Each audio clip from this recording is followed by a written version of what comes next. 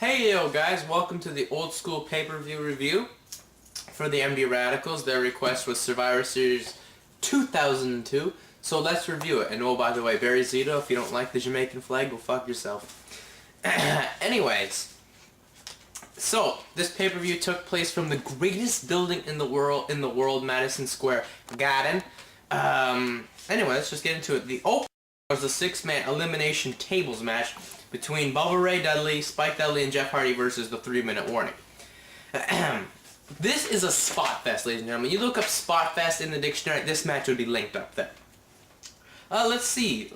So much stuff. I mean, before the tables even really got into play, Spike Dudley even did a Hurricane Rana. That was pretty sweet.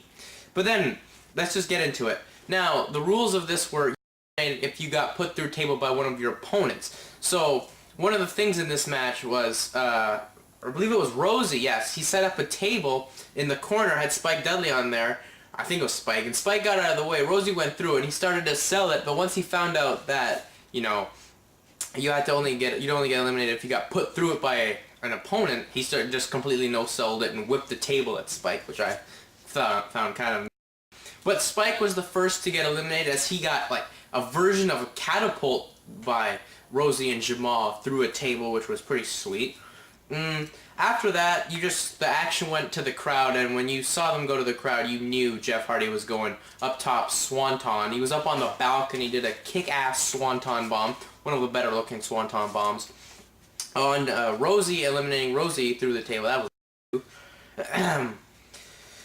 then Jamal went through a table at Jeff, who was trying to, you know, walk through the balcony, which set up pretty much, but in my opinion, other than Swanton, the second best elimination on the night, where Jamal placed Hardy on the table on the outside. Jamal, who by the way is Umaga, the inside tip, and Jamal jumped off the top rope, crashing through. I mean, you could tell Hardy was done for. He wasn't getting out from the... He probably didn't even make the Raw the next night. I can't remember.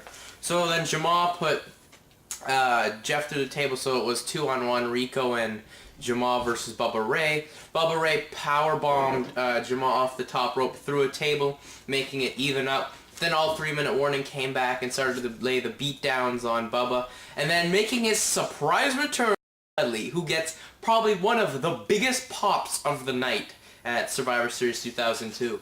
Setting up making the save, and then the Dudley boys 3D Rico through the table. They get the win, and not Team 3D. The Dudley boys reunite for about a year in the WWE before going over to TNA.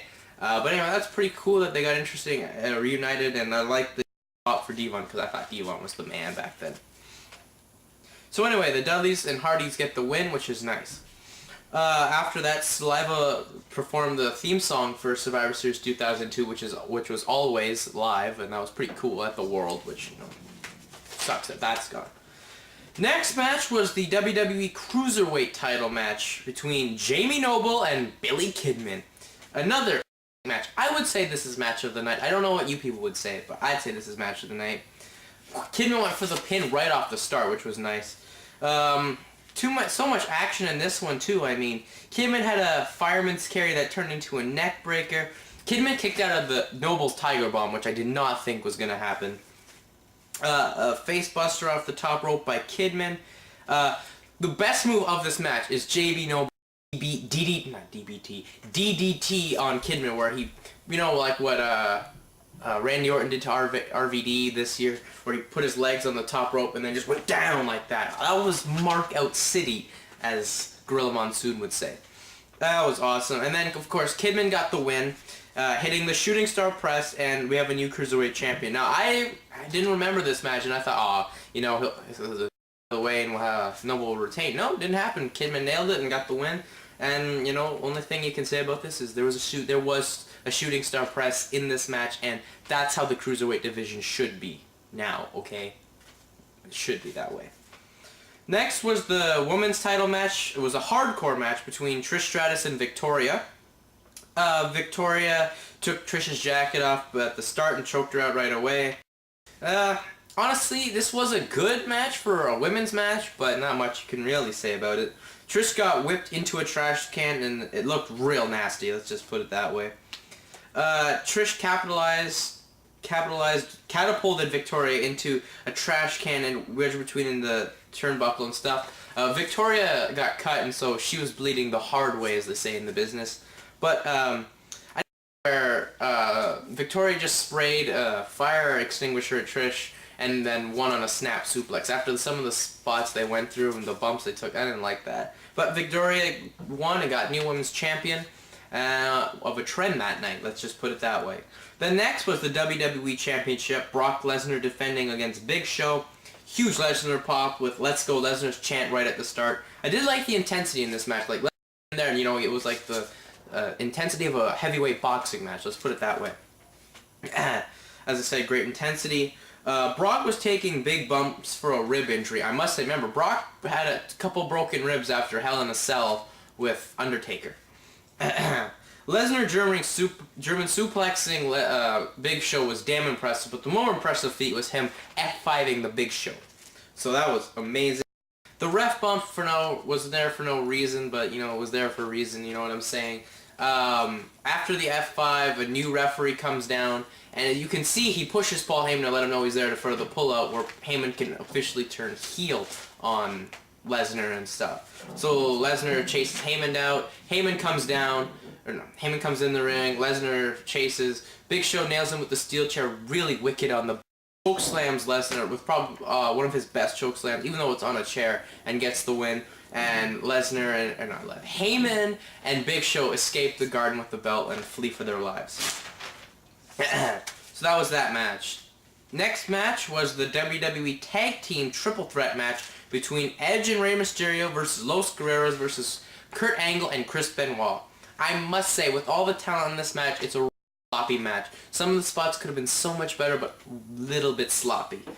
There was huge "You Suck" chants at the start, and Edge's crowd is piped in because the music is completely different for the time he was wrestling, for this time period. Angle and Benoit begin to dominate after Mysterio fell off the ropes. You know, that's what should have happened. The one in this match was Benoit had the crossface on Edge, and then Angle had an ankle lock on him. I mean, that was just some serious pain. Edge speared Benoit to eliminate Angle and Benoit's team, and it left us down to Eddie Guerrero, Los Guerreros, and Edge and Mysterio. Eddie's sunset flip on Benoit, which happened a while ago, was damn good. Then Benoit and Angle got eliminated. They started to beat down both teams, which I didn't like. You know, they could have left. They could have let them leave.